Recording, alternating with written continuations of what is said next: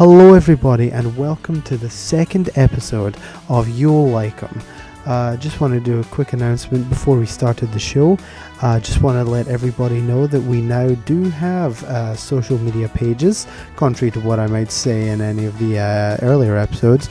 We now have a Twitter page which is at You'll Like 'em Pod, all one word, no punctuation. And we also have a Facebook page, which is simply Conor and Josh's You'll Like 'em podcast. Please check out our social media pages and be sure to follow us on SoundCloud.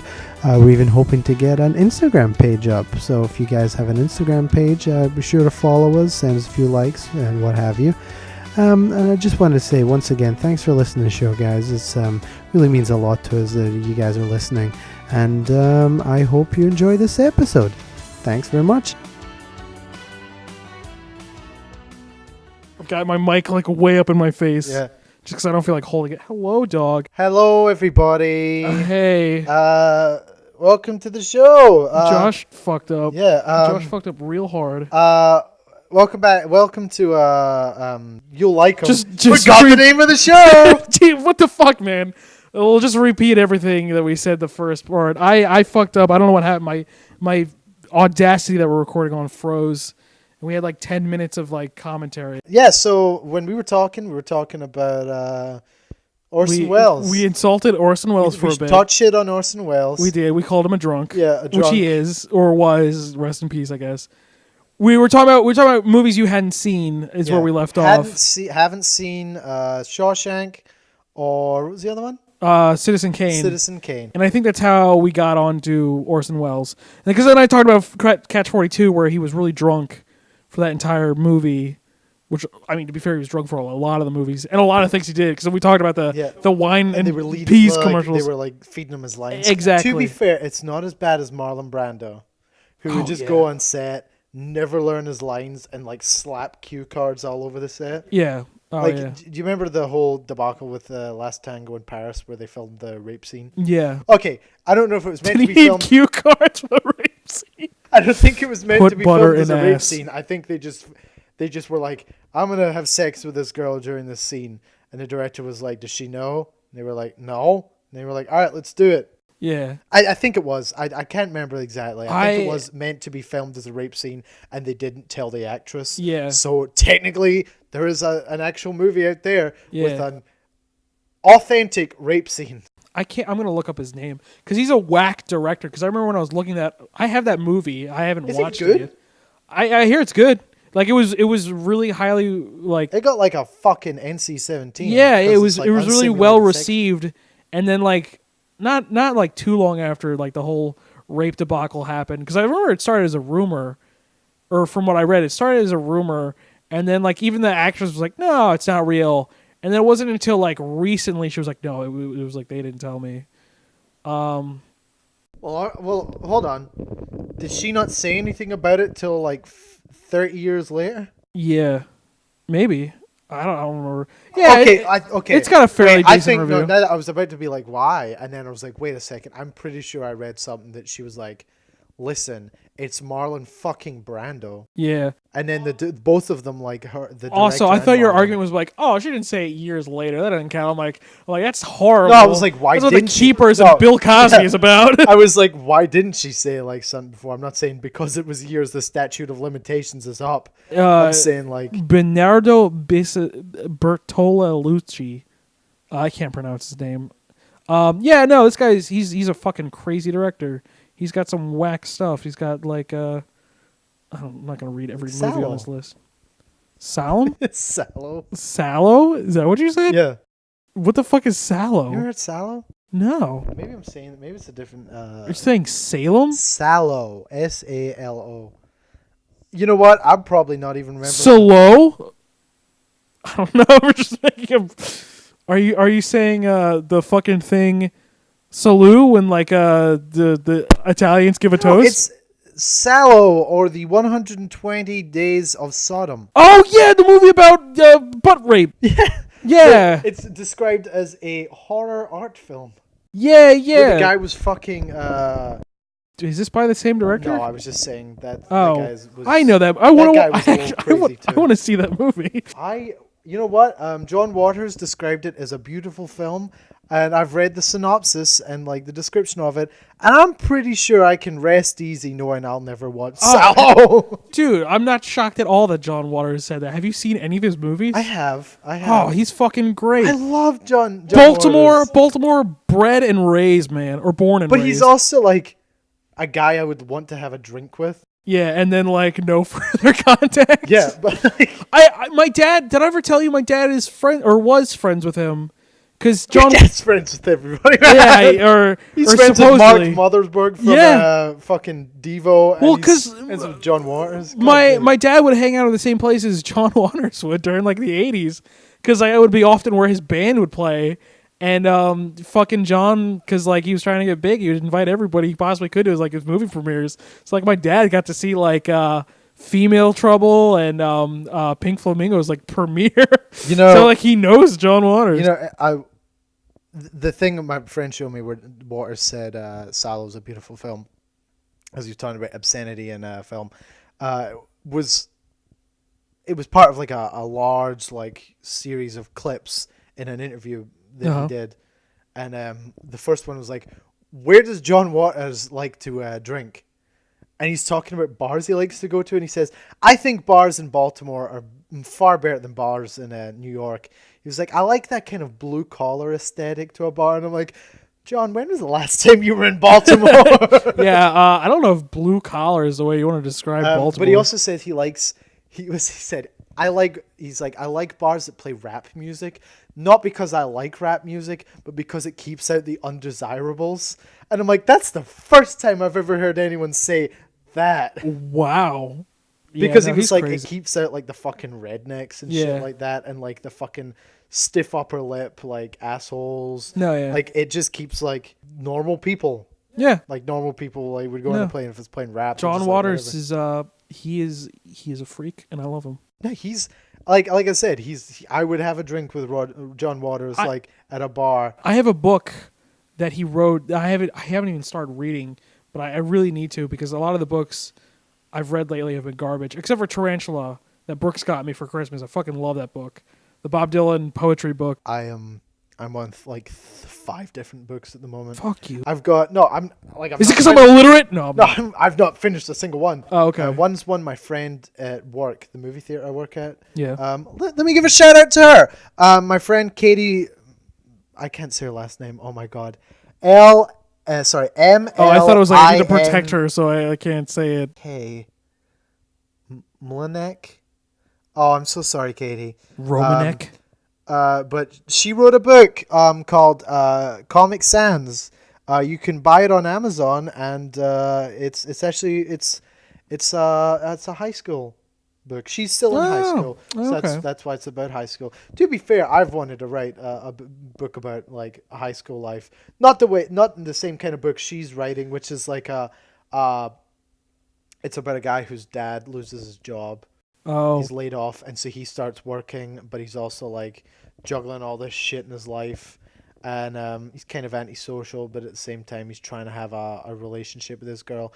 I've not finished it, but I'm enjoying it. She's a good writer, and I'm really embarrassed because she's like 17, and she's the only girl I talk to. Yeah, she's 17, and she published a fucking book. Yeah, and I've got like on this computer like 50 different fucking manuscripts I've been working on. Zach published a book. You ever ask him about his book? Yeah, he gets really weird about it. He says he hates it. You know what? When I read it, You've read it? I've got a copy upstairs signed by him. Is it good? I enjoyed it. Let me say that. Okay. Well, here, real quick, let me get back to my original thought. Yeah. I have a book by John Waters about it. Like, I forget the title, but it's along the lines of like how to make garbage, or like how to watch garbage. It's about how to make like trash films and stuff. And like to prove that like my dad has at least met John Waters, he's got like all these like signed pictures, and he's got like newspaper clippings, and there's like a picture of both of them in it. It's a really nice thing. And then my next thing I was gonna say was I also have a school movie or a school story I wanted to do. Mine was yours isn't like If, is it? It's a little like If, but like instead of like some of the weird stuff that If does, it like doesn't make any sense. And I love If because it's like it's cool, and it's like the role that got Malcolm McDowell, Clockwork Orange. But like that movie does like some weird art shit that it goes right over my head. Like the teacher that's like gets shot up, and then he comes out of like a drawer, and he's like, "I forgive you." And then like the weird dance scenes that they have. Mine was gonna be a middle schooler who kills his bullies but gets away with it by poisoning them. And he like there's like a scene I wrote where he brings a gun to school and he's like, I'm gonna fucking do it. I'm gonna shoot everybody. But then like a girl starts talking to him, so he doesn't do it. So yeah, that's my. Is this the plot for Heathers? Oh shit! I've never seen Heathers. Heathers is okay. Like okay. Is that what Heathers is? Heathers is a really fucking popular musical, but it was also based on a 1980 something movie with Christian Slater. Didn't John Hughes do the movie? No, not John Hughes. I don't know who did it. Let me look it up real quick. I've got my phone. But Christian Slater and Winona Ryder are in it, so a lot of people are like, ooh. But it's okay. But a lot of people don't like the movie because they think it's like a shitty fucking 80s movie. It's okay. Like, it's not the best 80s movie. 80s, like, the teen movie I've ever seen. Okay, it's got a 95% on Rotten Tomatoes, I just saw. It's also directed by Michael Lehman? L-E-H-M-A-N-N. Oh, I know who that is. Yeah, I know Michael. He did a movie. I think I've heard of that one. The Truth About Cats and Dogs. Mm-hmm. Janine Garofalo and Uma Thurman. And a couple other movies, but like I've not really heard of many other ones. But I know a lot of people are like, that movie's fucking garbage. It's got so many plot holes. And I'm like, wait, if it's the same fucking plot as the musical, why do you like the musical? And like apparently the musical like fixes a lot of stuff that's wrong with it. I'm just not a musical guy. Like I like some musicals. Neither am I. I like Phantom of the Opera. I don't like the original with Michael Crawford, and I'm not really a huge fan of the Gerard Butler version. If you could kind of mash those two together and like get a nice like middle ground where it's not campy as fuck and not shitty, then fair. It would be good. But I like the music to it. I don't like Andrew Lloyd Webber, but I like that. I like West Side Story. I like West Side Story too. There was another one that I was like, oh, I completely forgot that counts as a musical. I like Grease. I know a lot of people don't like that one like now, but like I never liked it. Like let me just say, there you go. John Travolta. What? Who the fuck thought that was a good idea? Fucking Sandy or Stranded the Driver or whatever the song's called. I'm trying to think. There was Sandy. There was a. I know he's trying to do like the 50s. Like, yeah. Oh God, what do you call him? Frankie Valli thing. Yeah. I can't stand Frankie Valli. So. Oh, you don't like the Four Seasons? No. Sherry. You don't like that? You can do a great impression of it. Oh God, I hate that. Like you hate that high pitch whiny. I hate high whiny falsetto when it's not done like Freddie Mercury, where it's like, oh, that sounds like a fucking angel. Yeah. Or like John Anderson with his voice from the gods themselves. But like that, like Brian Wilson, like that kind of thing. Oh, I'm not a huge fan. I think I respect Brian Wilson immensely. I don't think he's a great singer. I think Carl Wilson was the best singer in the Beach Boys because he just had a nice voice. One of the movies that I just remember that's like it counts as a musical is Hard Day's Night. I love that movie. Yeah, it's a bunch of boys singing. There's movies that technically count as musicals, like Almost Famous as well. Yeah, because they perform the songs in that, which I like. More that would probably come to mind later on in the show, and I'll be like, I remember. Yeah, no, I'll be taking a shit and I'm like, oh, why did I say this one? Yeah, but like musicals overall, like it's just because the emphasis is placed on the music, not in the plot. Yeah, no. Like, and like I never understand the rules. Like, is this how they communicate? Does someone like know that they're singing? And like that's one thing I've always wanted to do. Like I always wanted to make a musical and have it very Monty Python-esque sort of sketch where like I pictured as John Cleese, like everyone's singing, and he just comes and he's like, how many fucking times do I need to tell you? Stop singing. If you sing and you're not ordering food, you gotta get out. You have to leave. And it's just that. Yeah, you know the reason John Cleese never sings in any Monty Python sketches, right? No. Because when he was in school, he was in the choir and he was kicked out because he couldn't sing. Oh, is that true? Yeah. Oh. And my computer just froze. I did never. Oh, did it really? Are you fucking kidding me? Loaded up again. Oh! Quickly It's like- save if you can. It's like jumping. Oh, jeez. Okay, now it's kind of like... This is probably going to set like... Well, on my end, we are having technical difficulties because we're recording on.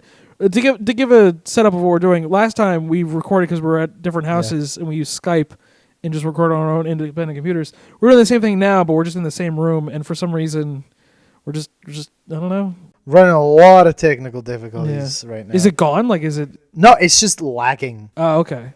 Like, it's like jumping and like...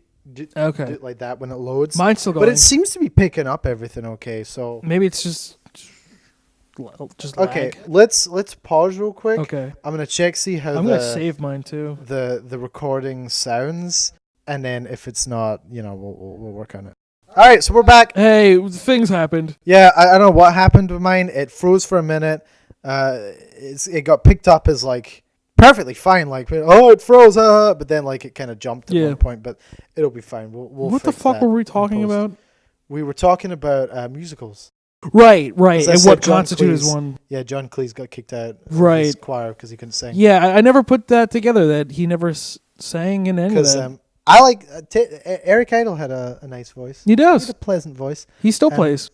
What? He still plays and does music. Yeah, he did. There was a TV show in Britain called One Foot in the Grave. Oh, fucking real quick, speaking of Eric Idle, because he co-wrote music for Popeye with this guy. Do you know who Harry Nilsson is? Have we ever talked about him? I love Harry Nilsson. Fucking love Harry Nilsson. I was on the It was like a couple of months ago I found out about him and I was like, I love this man. Because he does one of my most favorite songs in Goodfellas, and that's Jump Into the Fire. And I can't, every time, man, I hear that song, I'm just like, I want to snort something. I need to snort something. It's just so, he's so good. He's so fucking good. I got into him because when I used to be on a music forum, and I don't go on these music forums anymore, the ones that I used to, but if you ever want to get into music that you might not listen to regularly, you want to get people's opinions from all over the world and stuff like that, go join a music forum for a little while. And I think my fucking thing's lagging again. Oh, for fuck's sakes. Should we just keep going? I'm just gonna keep going, and if I record and it's being all weird, okay, then we might have to do it again. But let's see how it goes for now. But I joined a music forum, and I had a guy who was into 60s pop, as in rock and pop, Beatles and Stones, stuff like that.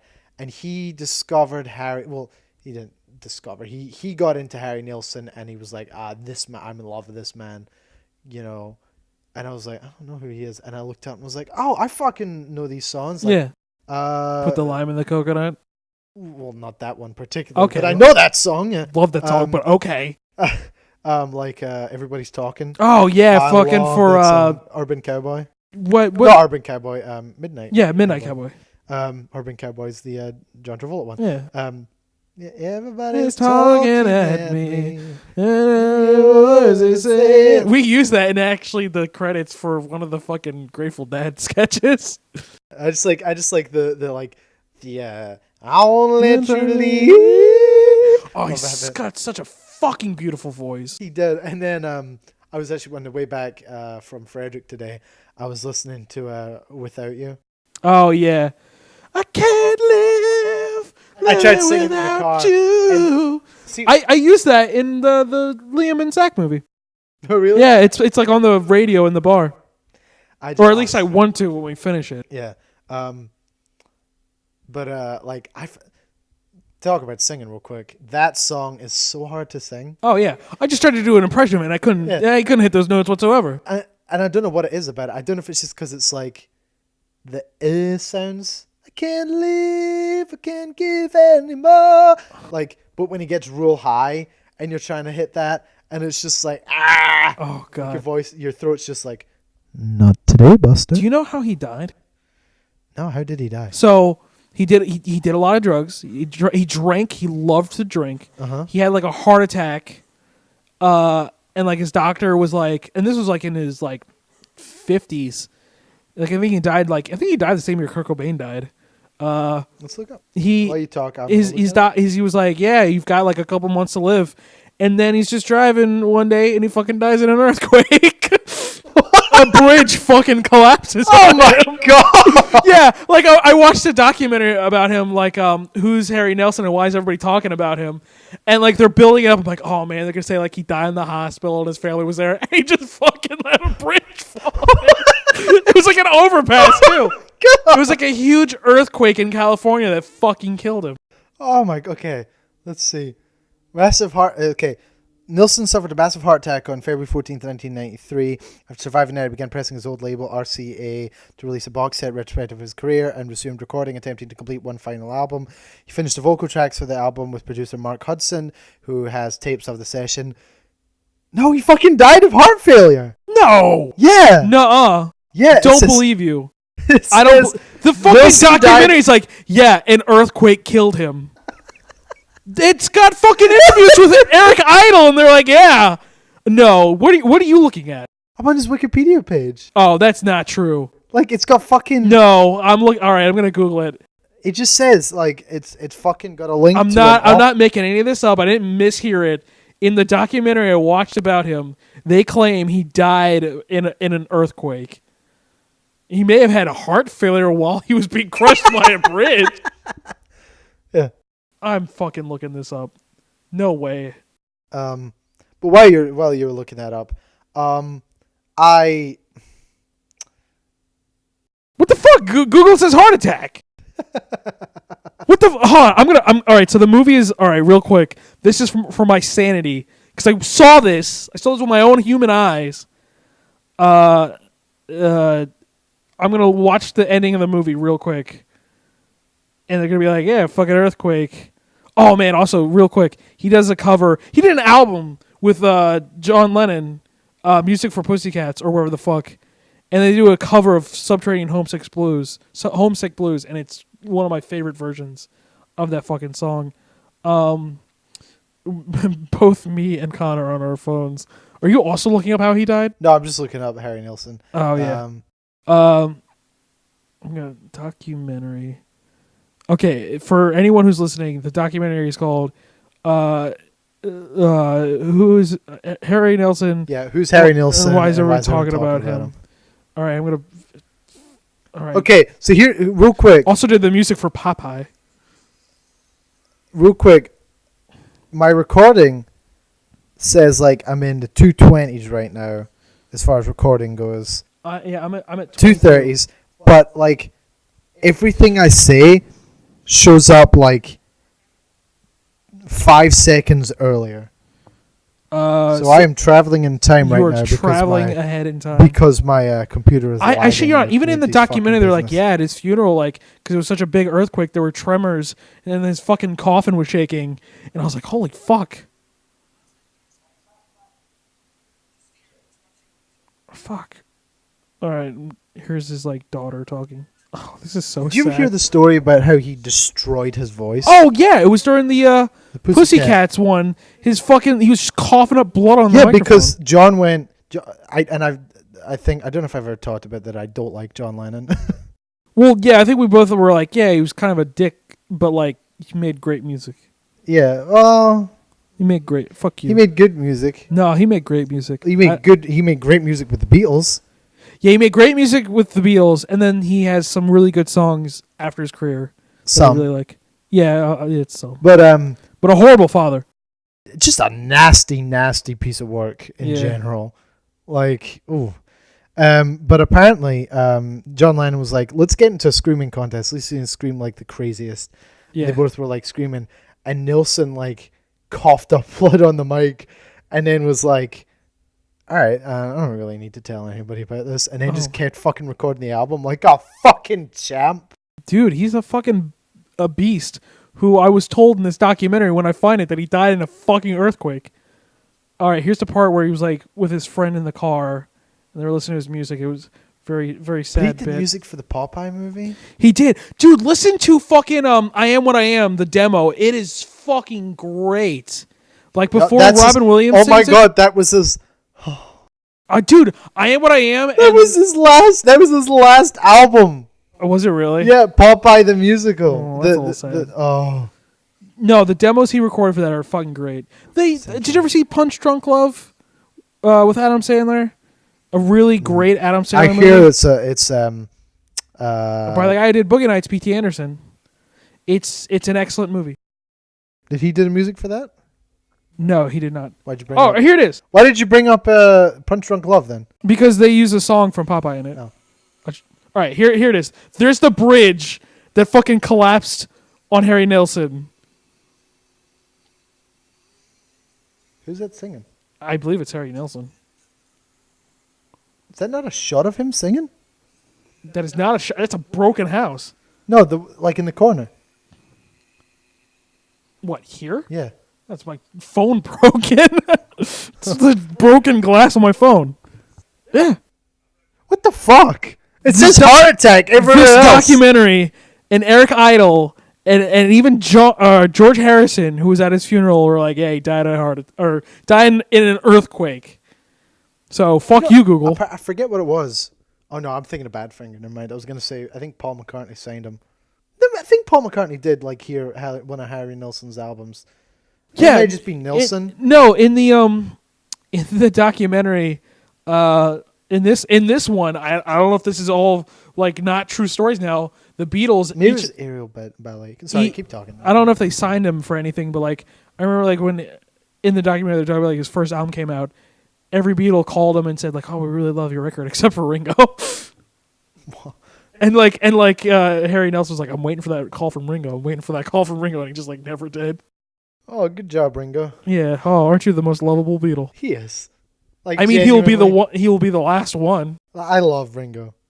He's so nice. He's the only one who doesn't like have like I mean, he had like what was it, tuberculosis when he was a kid? I don't know. But like he never turned out to be a huge asshole. Well, and he also has been married to like a Bond girl for like 30 fucking years. Yeah.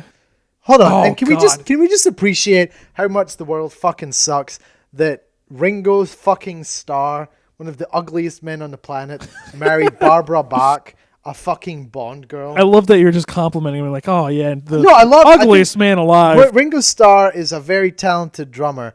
Is like, regardless of what fucking John Lennon would say, he was a good drummer. And if you listen to like actually sit down and listen to some of the more complex drum tracks, like dude, fucking Tomorrow Ringo Never Knows, was fucking The End. What? Other End, Rain. Yeah. She Said, even fucking parts of I Want You, She's So Heavy. Like, I could go on for hours, man. Day in the Life. Oh yeah. I once saw an interview with Carmen, either Appice or Appice. I don't know how to pronounce his name. Drummer for Vanilla Fudge, played with Jeff Beck. Yeah. Shit ton of other people. His brother's Vinny Appice, who plays with Dio, and he played with Sabbath for a while.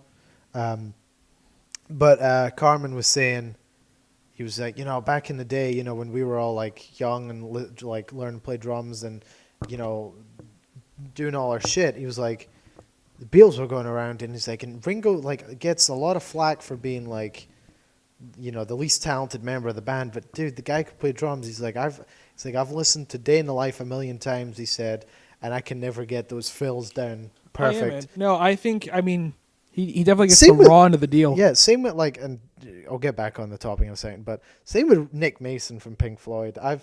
Someone once told me, like, Nick Mason's the least talented member of Pink Floyd. The only reason people like appreciate him as a drummer is because he rode the coattails of fame as the drummer for Pink Floyd. And I was like, that's a little unfair, but he did a lot of like Ringo-esque. No, I meant Ringo phone, not To Go. He did a lot of Ringo-esque fills and stuff like that. Speaking of Ringo, have you ever seen the music video for 16? No. I think it's a cover of a Tony Barnett or Barrett song or whatever the fuck.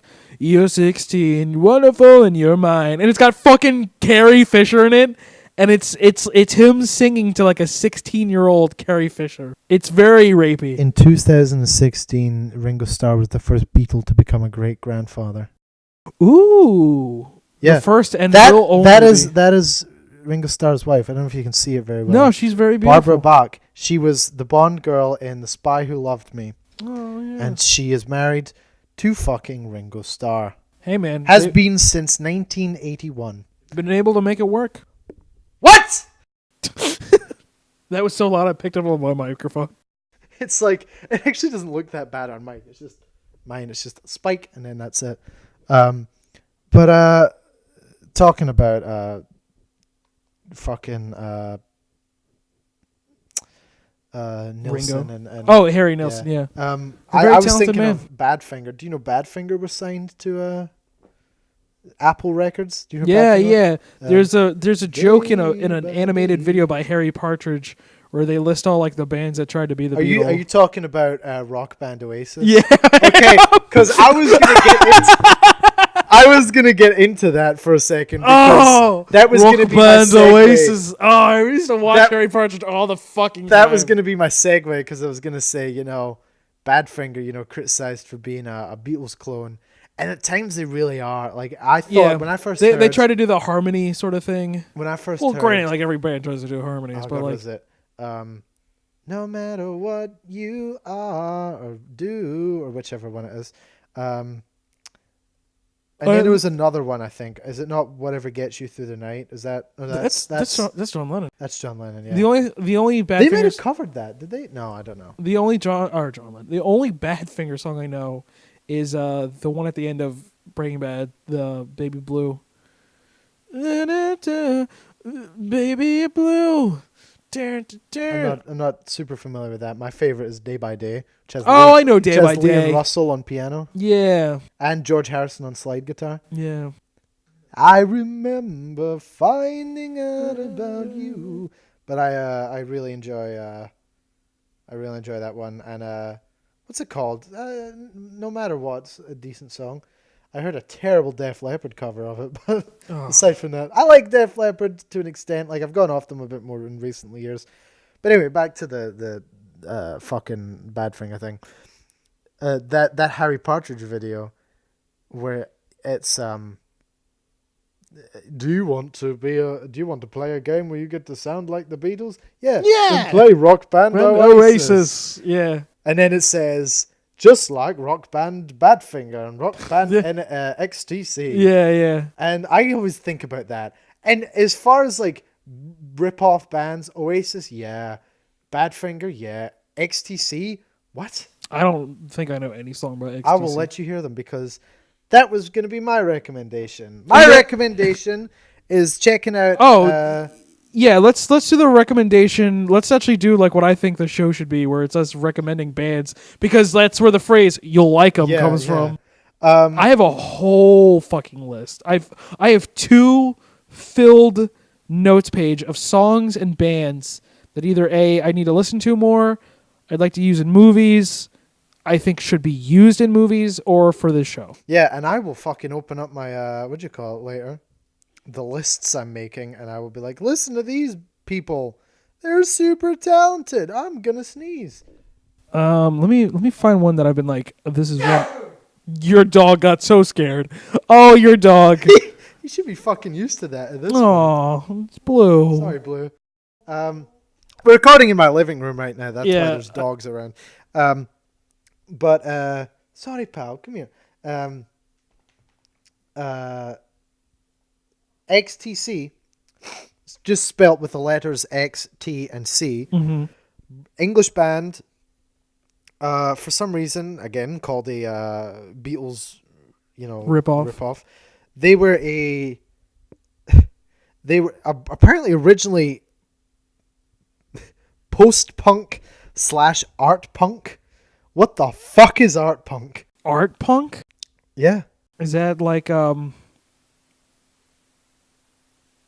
I guess, I don't know, would Devo count as art punk? I guess, I don't know. Fucking they're more new wave than anything else. They are. They're most certainly more new wave. But considered art rock, which is like Roxy Music and Supertramp and like some David Bowie. Progressive pop, which is just like I guess you would just say they were like I'm trying to think of like good, like famous examples of progressive pop. I guess like Peter Gabriel's pop stuff. Yeah. It's kind of progressive still. Late- Kate Bush. Do you know later, Kate Bush? no, but later Asia. I haven't heard later Asia, but some of their earlier stuff was kind of proggy. Yeah. Because they were still made Yeah, up of no, three yeah, members yeah, from... yeah. I guess early Asia too. They were made up of three When- members from three of the greatest pop Yeah. bands of all time: King Crimson, Yes, and Oh, fucking! Emerson, Lake and Palmer. You know what I've had stuck in my head? Owner of the Lonely Heart. I've had stuck in my head for fucking days. It's a good song to have stuck in your head. I just like the fucking like. Wow! Do you know what that is? It's a fucking. I forgot the name of the keyboard, but I know that's like what they're slamming on It's because that's where they got the samples from. yeah. Are you asking what the sample is? yeah, it's James Brown. Oh, is that what that is? Yeah, it's a James Brown sample because they had that keyboard, and they found that they already had a sample load on it, which was some James Brown concert, which is where the I fucking love that. And then like the is John Anderson. Oh, is it really? Yeah. Oh, that's It great. sounds like him. It's like yo. It does sound like John. Yo. Man. Oh, fucking. I don't know if I'm talking about them on the first time. All right, so XTC is what you're recommending. Yes. Specifically, there is an album. I don't know. You might know. Have you ever heard the song "Dear God"? Dear God. Da da da da da da da. Da, da, da, da, da, da. I'll play I've for heard you that later. rhythm before, like that melody. It's like it's actually kind of like musical theater sounding esque, like. Well, da, da, da, da, da, a lot da. of progressive rock kind of has that almost theater-esque sort of vibe. But that's off of one of their albums. It was produced by Todd Rundgren. Oh, really? And I remember reading something. It was like apparently they fought like crazy during it because Andy Partridge, the lead singer / guitarist, is kind of.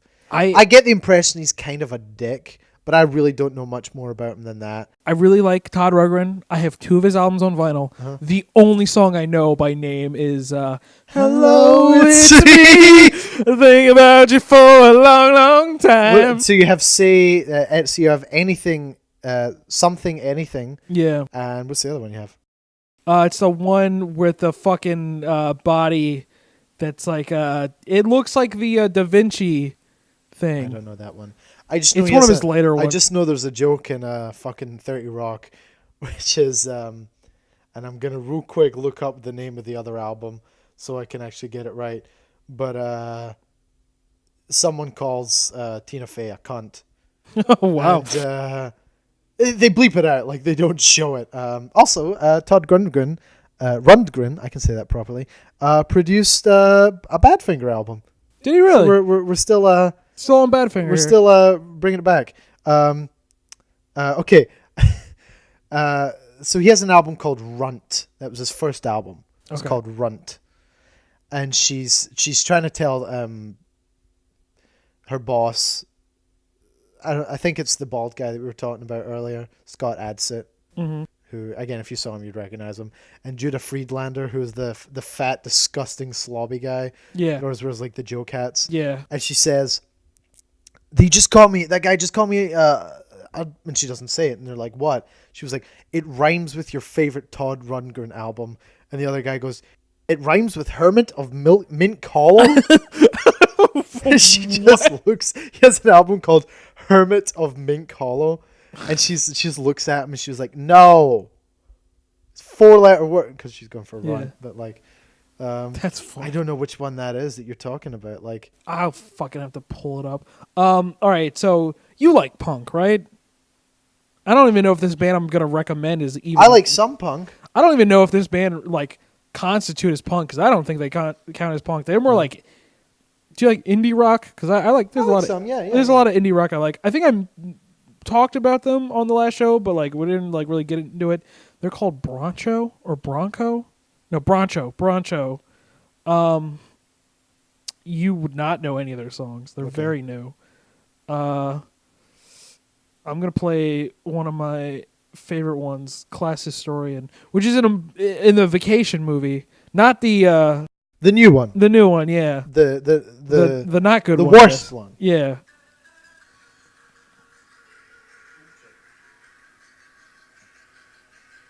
And I'm waiting until it gets to 15 seconds where I have to stop playing it or we will get flagged for copyright. And this is let me just get into the actual song. Oh fuck! I went back into the chorus. I just really want to put on like sunglasses and be like riding in a convertible down California. So that definitely doesn't sound like punk to me. Yeah, no, it's definitely more indie, and that just sounds pretty fun. Yeah, no, they're good. Yeah. They have like 3 albums. Their third one is like really art rock. It like that's like very indie, very like almost garage in a way. Songs like NC-17 I really love. What I really recommend. Mm-hmm. And then their new one, which is like I forget, it's like Pyramid or something. It's like who could I compare them to? It gets very like slow. It gets very slow. It's like Leonard Cohen in a way, but not like the synthy, but like in that sort of tone of voice. Synthy, like his later like '80s album Berlin. Is that the album I'm thinking of? I have no clue. Do you know anything about Leonard Cohen? I just know he wrote Hallelujah. Yeah, that's the album that's all. I know. So when I lived in Canada for a year and a half, because he's Canadian. First we take Manhattan, then we take Berlin. That song. He because he's Canadian. Yes. I had a creative writing teacher who did like a solid like few weeks on songwriting, and she taught about Bob Dylan. Oh, we talked about this before. Well, she played Hard Rain's Gonna Fall, and we were all sitting in the class like, when will this song end? And I'm someone who likes likes a lot of things, and I like some Bob Dylan songs. That song, I was just like, God, dude, please. I think I said this when we first started. Or maybe that was another class. I would have been sitting there singing my heart out.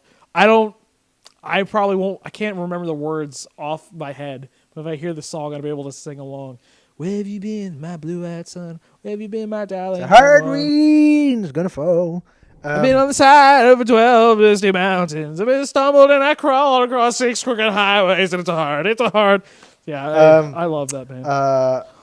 It's definitely better than my English class in senior year of high school in the States. Well, junior year technically, but then it became senior year. I don't fucking care about all that shit. But throwing shade. We listened to Thunder Road by Bruce Springsteen. Never has a more torturous 3 minutes or however long it is existed in my high school for Bruce. time. Yeah, I'm not a big. Fuck, it was terrible. I hate Bruce Springsteen. I hate him too. This is what we talked about. I don't, because to me he's just like a Bob Dylan wannabe. I think we said that too. Yeah. When we said this, people we have conversations. Yeah. Yeah, I think we probably spoke about this in the car. But it was when we went to. I think it was like the last time we hung out. It was like when we went to get Mexican food. Yes, that's right. No, the last time we hung out was when we saw Alien Covenant, which was awful. Yeah, it was terrible. Terrible. We'll talk about that in a minute, but well, as I said, my recommendation is band XTC. They're English XTC, and band. I was It's the letters, 3 letters, X, T, and C. So if you're ever trying to play like name one song band for each letter of the alphabet, just remember XTC, because that was my goal when I was in high school. I was like, I want to get a band of every letter of the alphabet on my iTunes, and then I got XTC, and I ended up liking them. So there you go. They have a song that was a hit in the States. Minor hit, I believe, called "Dear God," which is it's a good song. I mean, it's about not believing in God.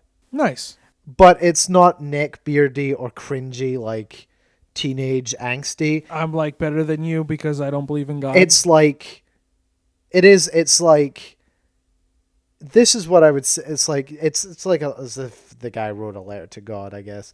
And it has like, there's a cool part at the end where he just goes off. Okay. And he's like, I don't believe in heaven or hell, saints or sinners, the devil as well. And he keeps going.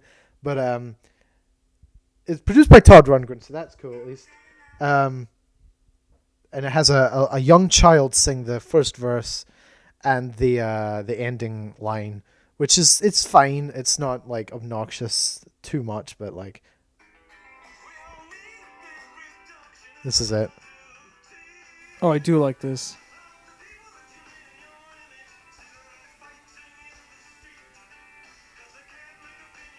I definitely see the Beatle aspect in it. I'll show you later on, more later on. And for people who want to listen to it themselves, it's "Dear God" by XTC off the album Skylarking, produced by Todd Rundgren. But the one I want to recommend that I really like is an album of theirs called I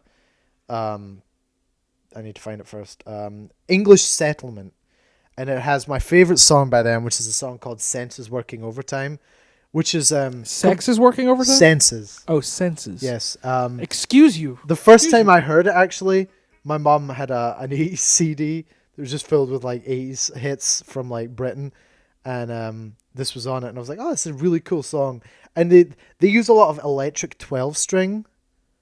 So like I like that. I like the electric 12-string jangly guitar thing. Like REM do it a lot. Tom Petty does it sometimes. Like it sounds cool. But this is Senses Working Overtime. Very different.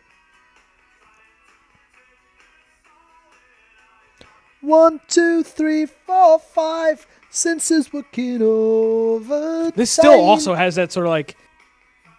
This feels almost like a more earlier Beatle-esque sort of vibe to it. But it gets a little weirder, like here.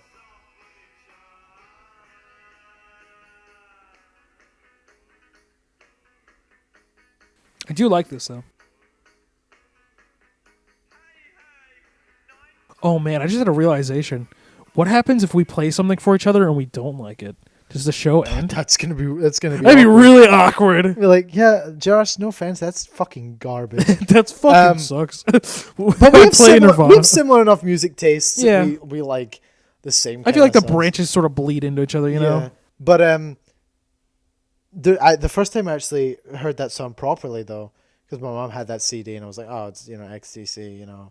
I didn't know much about them. I thought they were just like a pop band. I didn't realize like. Stephen, do you know Porcupine Tree and Steven Wilson?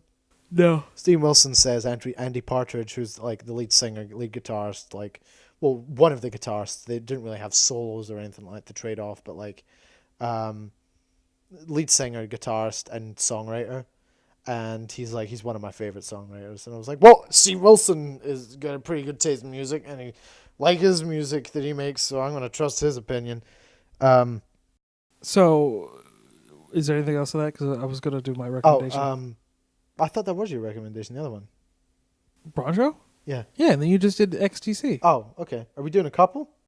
Or is it just one? I was going to do one more. Oh, okay. If you want to do one more, I'll find another one. Okay. But all right. So I had real quick. The thing I wanted to say about XTC is that song that I showed you. I actually heard the first time I heard it was guess who, what band that I very much like, which no one else really seems to like, that did a cover of that. Is it Marillion? Yes, Marillion did a live cover. It's not that I don't like them. I barely heard. You're playing their stuff in the car, and I was like, oh, this sounds really good.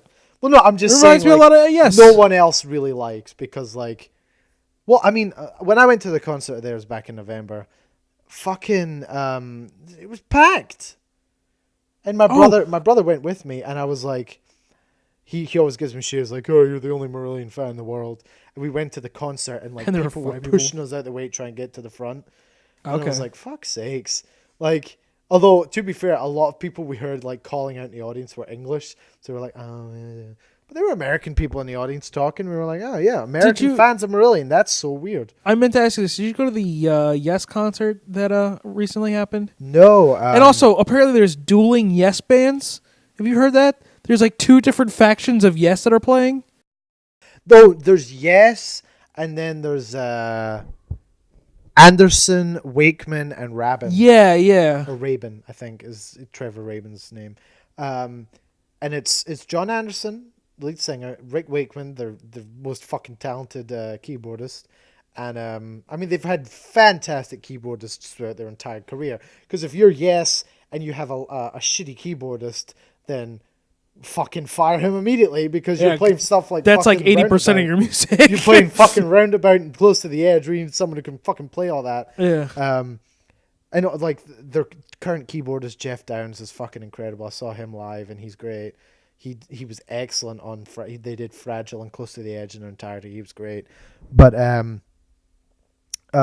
John Anderson, Rick Wakeman, and Trevor Rabin, who was the guitarist during their 80s time.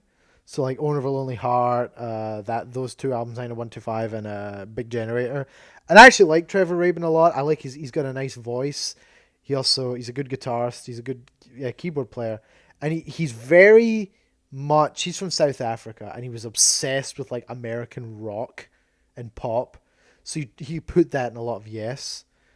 So and I'll let you talk about it. I just want No, you're good. Clarify what this is about. But his newest album, which came out in 2012, he also does soundtracks. So he was just doing soundtracks for a while, and then he put this album out, and it's like fucking jazz. Like I'll show you, what kind? Like kind of like fusion-y kind of jazz. Oh, okay. Like I'll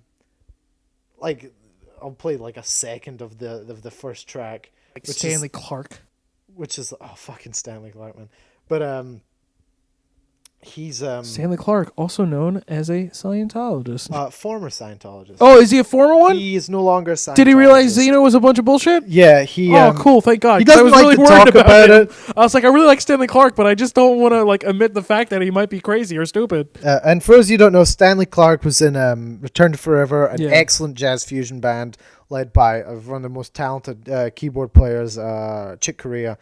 Who's also a Scientologist, still a Scientologist, and dedicated one of their best albums called Romantic Warrior to L. Ron Hubbard. Return to Forever was my first ever concert, believe it or not. Jesus, really? Yeah, it was really cool. Did they have Aldi Meola with They them? did. Yeah. Fuck. I have their post. I stole one of the posters. It was at Merriweather Post. I stole one of their posters because it was like their Return to Forever tour. Uh-huh. They're all just getting back together. My dad was like, "All right, I don't know how long I'll be alive for. I'm taking you to see this band. You may not know them, but I want you to see them." And then I became a fan. Yeah. And when we were leaving, and they had like the poster up, like it was like one of the huge like laminated ones, or it's not even laminated. It's like that material that's like.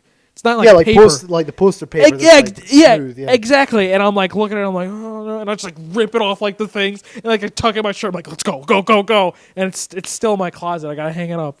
My brother just bought one of Aldi Meola's albums on vinyl. Oh, nice. And Which one? Elegant Gypsy. Oh, I haven't heard Which that is one of my favorites. It's got Race with the Devil on the Spanish Highway. Oh, Bonham. Yeah. Bonham. Bonham. The girl that I told you that I liked, she gave me an Aldi Meola one. I forget which one it was. Is that Land of the Midnight Sun? It is. It's the Land of the Midnight Sun. With his face on the cover, just looking like. Yeah, it is. Well, here we go. But it's a really good album. It's really fucking good. Oh no, it's excellent. The Wizard, the opening tracks. There was the girl I showed Boogie Nights to, and it got really weird. Well, this is the story Trevor at a different Rabin. time. So he's the same guy that does like Owner of a Lonely Heart and stuff like that. Wow.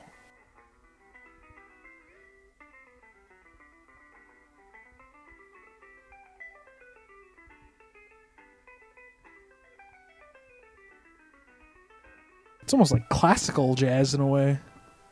Oh, now it's getting... I'll show you the rest later. But like, dude, I'm a huge fan of him, and he gets shit on a lot because they were like, he's the guy that, commercialized Yes. And he did. Like, he was the one that came in and was like, but he was, at the same time, if they hadn't done that, they wouldn't still be touring today. So, I would just like to say something real quick. You often say, people say this. I've, never met a single other human being that knows that Yes is. That's either my dad or you. So, I'm just picturing internet trolls that are saying this. Well, no, it's an actual, please take me to this club where other people exist that know these bands. Well, it's just, that's what the kind of, not popular opinion, but, the opinion. The overall census. General consensus is Trevor Rabin came in, said, fuck prog rock, we're going to do, pop. Yeah. And to be fair, if he hadn't come in and it's like the Genesis argument. If Phil Collins and Trevor Rabin hadn't come in and said, let's change the direction because the times they are a-changing, then they would have fucking died out, and we probably I think you could make the same argument for Pink Floyd and what Roger Waters did. I mean, he didn't come in, but the whole change to more synthesized Well, stuff like that. he didn't do like the 80s stuff. Like his last album with them was Final Cut, Yeah. which was the one that was The Wall Part 2 essentially, Yeah. which I only like one track off of that, and that's Not Now John, which is the one that has the best chorus of all time, which is fuck all that, we've got to get on with these, with female like soul and R&B soul like backing I've vocals never going listened like, to Final fuck Cut. all that, fuck all that. It's wonderful. But no, yeah, I could see where people are coming from. But like, and it's a fair point. Like, and I understand you don't like it, but I mean, Trevor Horn. Do you know Trevor Horn? No. He was he was the lead singer for Buggles, Radio Killed the Radio Star, and he's gone on to become one of the I know who you're talking about. fucking like most popular producers of all time. Like he produced that album by Yes. He produced like Frankie Goes to Hollywood. You can look up his I know I just named like Yes and a fucking one-hit wonder band, but like such great stuff. you can like you look up his like stuff. He did stuff. He's still doing stuff. Oh, he's still nice. producing, and he's a fucking genius. Like, listen to him talk about it. And as far as like what to do with producing and like selling a band, he's on like another he's like he knows exactly what to do. But like, I mean, you can see if people would criticize him for that, for like, again, like making bands like commercialized. And that's like the fucking terrible like double-edged sword of like the music industry is like, you know, you can make your like art shit, but if people aren't listening to it, you're not making any money, and that sucks. But he's just like he went in there, and him and Trevor Rabin were like working together and like looking through all these demos he had, and then they were just making these pop hits. And then like the other albums they put out like kind of declined in popularity, but they were riding off the success of Owner of a Lonely Heart and like Leave It and that whole 90125 album, that they were still able to like kind of go from that 80s like we want pop back into like the 90s and 2000s, where like all the fucking people listening to Yes in like the 60s and 70s were turning in like 50 and stuff like that, and they were going, yeah, we want to listen to the bands we used to listen to, and then they were able to go on that pure nostalgia fucking stuff there. So and that's your history of Yes/Asia with Connor. I could name every Pink Floyd album in chronological order if you want. I can't do every. I can go up to like The Wall, and that's about it. It's Piper at the Gates of Dawn. Mm-hmm. I know you didn't ask me to do this, but I'm gonna do it. Yeah, go ahead. Piper at the Gates of Dawn, Saucer Full of Secrets. It's I believe is it More next? More, yeah. If we're counting More, which counts. Well, there's original songs. Yeah, More and Obscured by Clouds are both soundtrack albums. Yeah, but they're also technically like all original material that they wrote. yeah, I'd count More. And plus, More has Green is the Color, which is one of the fucking best songs they ever did. And the Nile song. More's really fucking great. And the Nile song, which is like proto punk. I love it. So you got More. Then I believe it's Amagama. Yeah, which isn't that a that's a live and a studio album. Yeah, it is. I always forget that. Amagama. I always see it as a live album first for some reason. Amagama, Adam Heartmother. Yeah. Metal. Fucking love Metal. Obscured by Clouds, I believe. You're right. Dark Side. Yep. Wish You Were Here. Yep. Animals. The Wall. Oh wait, no, I thought Animals came before Wish You Were Here. I think Wish You Were Here was 76. Oh. I know Animals is 77 just because it was 2 sevens, and I was like, I'll remember that. And Dark Side's 73. Yeah. So it's The Wall, 79. Then it's Final Cut, which I think was 83. It was like right at the beginning of the 80s, but it wasn't like poppy. Then you got Momentary Lapse, which I like even though too. A lot of people go like, oh, it's too commercial. Like Floyd fans I've heard are like, this is too commercial. David Gilmour's always been my favorite member of Pink Floyd I'd agree too. because he's got a lovely voice. Yeah, and he's fucking also not a wonderful. huge asshole like Roger Waters. He's He's not huge just asshole. a huge dickhead. He's like soft spoken, like he seems genuinely nice, and he's Yeah. also the greatest fucking guitarist to ever play. Yeah. Also, he was a better bassist than Roger Waters. Roger Waters, the Dick Ringo of Pink Floyd. Yeah, well, I mean, he wrote some great songs. He was a decent singer. Like, he could sing. Like, he's got some songs that I like that he sings on. Like, Nobody Home is gorgeous, and Wall's one of my lesser favorite Pink Floyd albums. I think it's really overhyped. When I was first getting into Pink Floyd, I don't think The Wall was ever my favorite. I think it was like always it was first my second, and then I listened to metal, and then I listened to Obscured by Cloud, and then I remember when I got into the Syd Barrett stuff, I was like, oh, this is fucking. Oh yeah, Syd Barrett was a fucking genius. I have I want to use do you know the song If It's In You off Madcap Laughs? Oh my god, I love that song. It's so genuinely. And I remember I don't know if we talked about it in the first episode, but I remember we had like a whole huge discussion when I spent the night here about Syd Barrett. But like If It's In You is so like telling of his life. It's so genuinely Syd Barrett. It's so like out of pitch. It's such utter nonsense. I have to play it, man. It's so beautiful. Like it makes me sad. Like when you know his life, it's just like that sad. man has one of the worst fucking lives of all time. Like just fucking forms a band. They make it super big after he leaves. He goes nuts. He fucking had schizophrenia. It's not this. Schizophrenia. He fucking was taking acid on top of that. Oh yeah, which does not help. Yeah, and well, there's also rumors that apparently like his roommates put acid in his water supply. Oh, So he was taking acid, tainted water. He was taking acid, and then his fucking undiagnosed schizophrenia beneath all that. oh, God. And then he just fucking destroyed himself. And he Well, was a when I wreck. think of Oh, that, what a- I hear this song.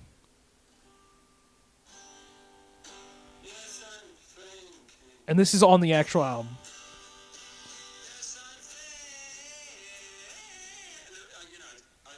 He just fucking stopped. You can hear the people in the studio. I think I've heard about this. Oh god, I love it. It was like the first. This is the first Syd Barrett like solo song I ever heard.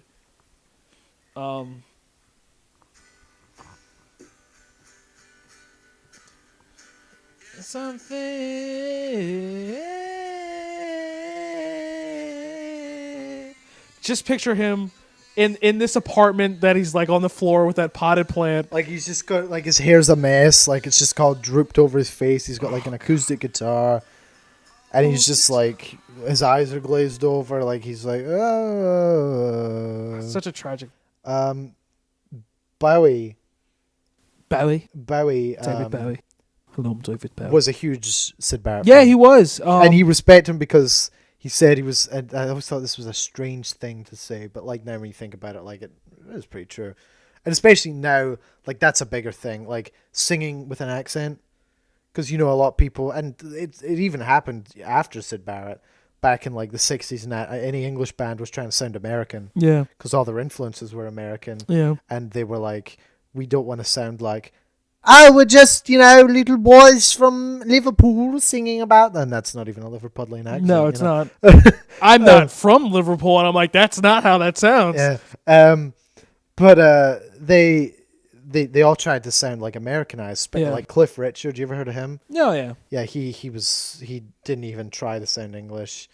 And then like Syd Barrett came and he was singing like, you use your mind and play free games for me. See Emily play. Have you heard the Bowie cover of that on Pinups? I've heard his cover and it's okay. I love the original version. No, It's yeah. incredible. I feel the exact same. But I do like his cover of Arnold Lane. Yeah. Arnold Lane. And then David Gilmour singing backing vocals. David Gilmour and Syd Barrett were friends. Yeah, they were. Yeah. And then it was when David Gilmour came in the band. It was when he got kicked out, right? Okay, David Gilmour like approached Syd and be like, "Hey, my band fucking fell through. Yeah. We're over an hour, so I'm not going to go on too much about the Joker's Wild France situation. Yeah. Where they all fucking got, like, they never got paid for any of their gigs, and they ended up like nearly starving to death. Yeah. And then they had a van, and they had to, like, they rode on a boat back to England, and then couldn't afford gas for the van, so just pushed it into the Thames. Yeah.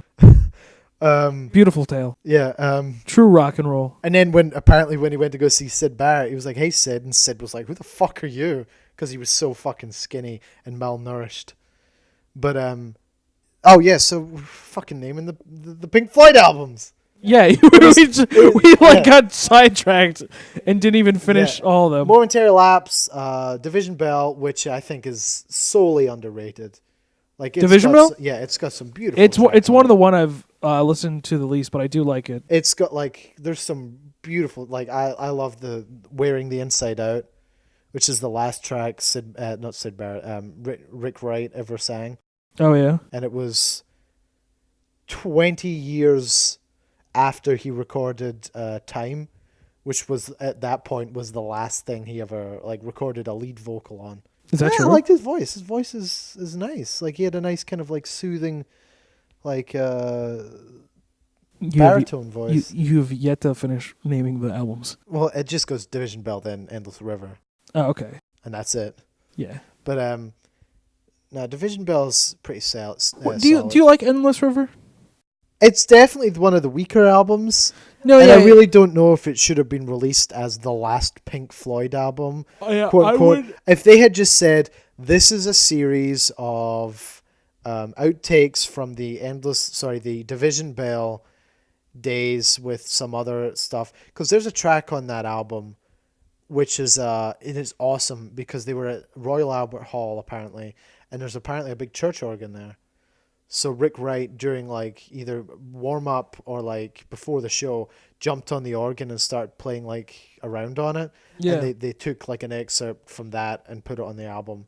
Yeah. Like it's all for Rick. Like that's the whole reason that album exists. It felt very much like their bootleg of the Pink Floyd albums. And although I will say I don't really care for the last track on it, which is Louder Than Words, which has David. It was the only song with vocals on it. And it opens with the line, "We bitch and we fight, diss each other on sight." And I'm like, I just cannot believe I heard David Gilmour say diss. Oh, I thought you were going to say bitch. He says fuck. Yeah, I'd be like, you're complaining about him cursing? He says bullshit. He says fuck on Final Cut. He's got a potty mouth. But like, no, that's... Like, I consider them my favorite band of all time. I consider myself to be like a diehard fan. I've got like every one of their studio albums on CD. And I've got Dark Side and Metal on vinyl from my father. They're an incredible band. But I just think Sid Barrett really doesn't get the attention he deserves. I think when he was at the top of his game, around like the mid 60s, like mid to later 60s, he was even a very, I know it was a very sloppy and very like avant-garde, his guitar playing, but like even as a guitarist, I think he was incredible. Like, no, there's something very genuine about him, and like just knowing, like I said, like knowing his life, like that's what it sounds like to be schizophrenic and be high on acid. And like C. Emily plays a fucking beautiful song, Astronomy Domain or Domain, I think it's Domain. Corporal Craig had what he found it in the zoo. That's Nick Mason singing. Oh god, it's the only song he ever sang. I was like, bike. I've got a bike, you can ride it if you like. It's got a bell and some somethings in a basket. I would give it to you if you like, but I borrowed it. You're the kind of girl I like to put in my world. I'll give you anything you want to. Boom, boom, boom. And we just scared the shit out of your dog. Oh wow, we just Pink Floyd nerded out there. Yeah, I also like Jug Band Blues. Oh yeah, it's dude, so Paint Box. Free considered it to think Oh, it's awfully considerate of you to think of me here. I must must oblige. oblige. I don't remember the rest of I that. must oblige. I think the ending of that is heartbreaking. Yeah. No, it's. And I love. I want to use that in a movie. And what exactly does That mean? Fucking Paint Box is really good. That's Rick Wright, and Rick Wright's my boy. Speaking of people David Bowie liked, do you know the Scott Walker / the Walker Brothers? No. Did you ever see the movie Bronson by Nicholas Winding Refn? First of all, I forgot his name was Wingding. But I've seen named after a font. Yeah, he directed something I was looking into. Drive. Maybe it was Drive. Maybe it was something. Drive is fucking what else did he do? He did Drive and Neon Demon. Only God Forgives. I love Neon Demon. People are split on both those movies. What I've come to understand is if you like Only God Forgives, you will not like Neon Demon. If you like Neon Demon, you will not like Only God Forgives. But no, I know the director. I've seen parts of Bronson. I've seen the Oil so Me Up. good. Yeah. Quicker! He's like, rub it on my ass, on my ass, not in my ass! With fucking Tom Hardy. I love Drive. Drive is, beautiful art film. I think Bronson is still my favorite film by him. The opening song to that movie, I'm not going to play you the opening, but this is the song. It is called The Electrician. I fucking adore this song. Just because of, I can't play the whole thing, but, it just has so many, movements that just don't feel like they belong, but it just, works. It works. And one thing I really like in music, and this is why I like Pink Floyd, this is why I like the Beatles, this is why I like Bob Dylan, is I like songs that create really beautiful imagery in my head, I think Pink Floyd does that excellently. I think Dylan does that really, really fucking excellently. And this, for me, I can most certainly think of my own story in my head, but whenever I hear this, I totally see the opening to Bronson, which is just fucking brutal. What's the guy's name? Scott Walker? Scott Walker, and Bowie liked him. He has a really... This is off of his album Night Flights, I believe, which is a little bit weirder. It's got some other weird stuff. Let's go low.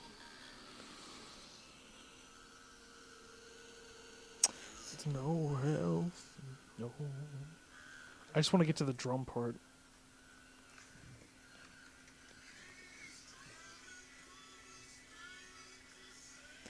Which one was that you said? This is The Electrician.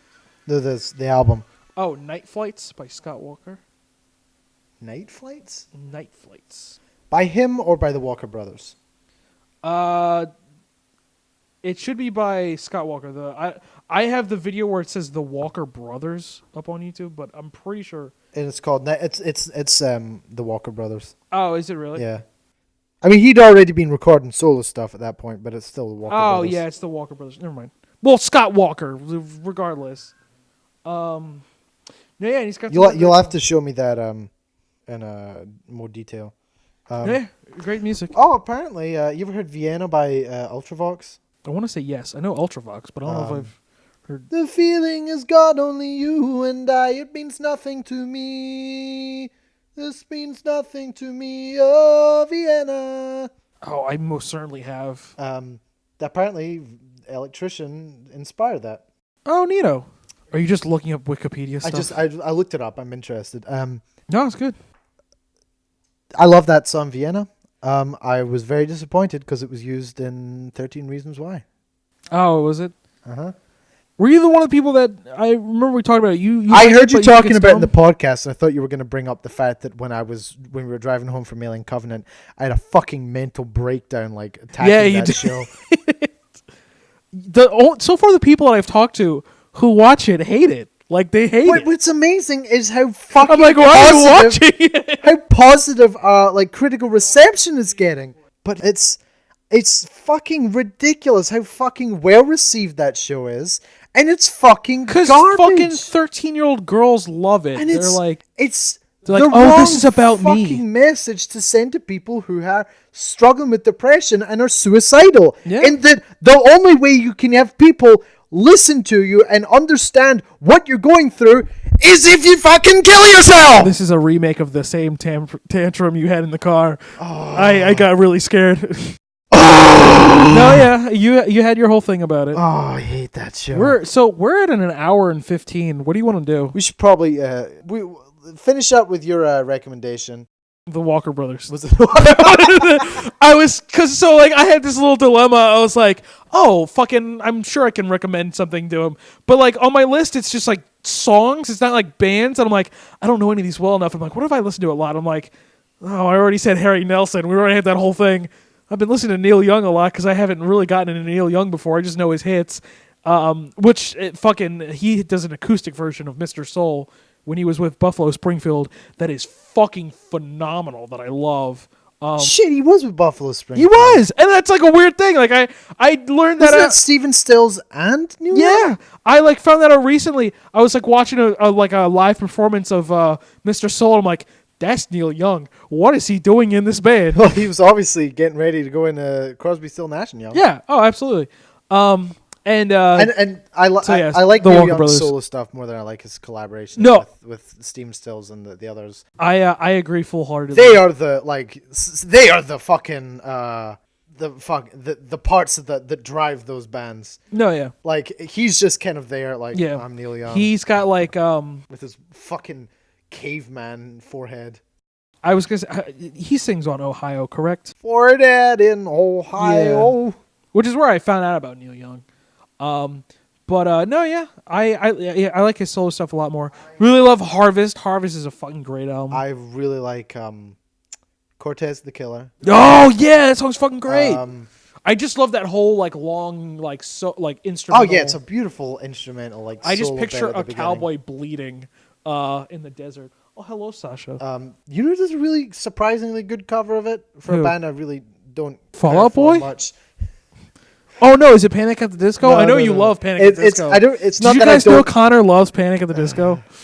It's not that I dislike the band. It's just I wouldn't go out and buy an album of theirs or listen to them at a concert. I like their drummer though, Dave Matthews Band. Oh yeah, I like Dave Matthews. Do a pretty decent cover of it with Warren Haynes. They do a lot of really good covers. Like they do a really good cover of All Along the Watchtower too. Warren Haynes, I don't know if you know, former guitarist for Allman Brothers. Yeah. In like the 90s, and then formed his own band, Government Mule, stylized as Govit Mule, and they have some cool tracks. And he's like a guitarist that I hear like constantly good things about, but I had to fucking dig so fucking deep into his like discography to find stuff like guitar parts that I like, because he does like southern rock, and that's a genre I just like can take or leave. I like there's some southern rock I like. Like there's the Allmans. Speaking of whom, Greg Allman passed away. Yeah. Last was couple that weeks. Was that that happened before or that happened after the episode we recorded, right? Well after, yeah. Yeah. We recorded that in February. He died in like oh my god. The last episode we recorded was in February? Yeah. Wow, we've been putting this off for a fucking long time. Here's something actually really funny. The last episode we recorded was right as Lord's Greenlight single came out. Okay. And like a couple weeks ago she just anything about released Lord. the full album.